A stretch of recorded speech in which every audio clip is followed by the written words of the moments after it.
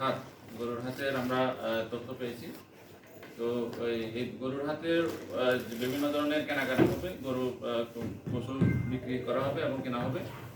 তো সেটাকে লক্ষ্য করে একটা চক্র, জাল জাল টাকা পাচার চক্র, তারা হচ্ছে যে বিভিন্ন জায়গা থেকে এই জাল টাকা নোট সংগ্রহ করে আমাদের মৌলভীবাজার জেলায় সরিয়ে দেওয়ার জন্য তারা চেষ্টা করতেছিল। এটা আমাদের গোয়েন্দা তথ্য ছিল।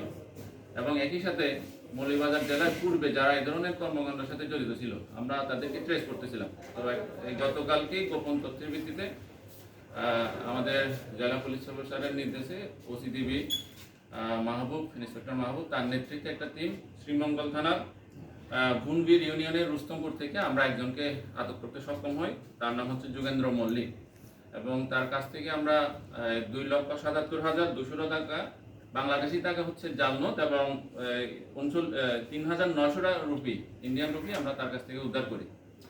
তো মূলত আপনাদের আজকের এই প্রেস ব্রিফিংয়ের উদ্দেশ্য হচ্ছে, যেহেতু গরুর হাট বসবে এবং এই ধরনের ঈদুল আজহা উপলক্ষে প্রত্যেক বছরই কিন্তু আমরা জাল টাকা সরাসরি দেখি।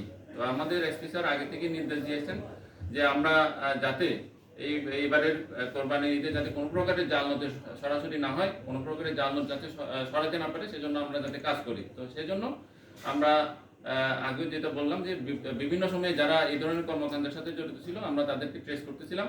এই প্রেক্ষিতে গতকালকে আমরা অভিযান পরিচালনা করে একজনকে আমরা অ্যারেস্ট করতে সক্ষম হই।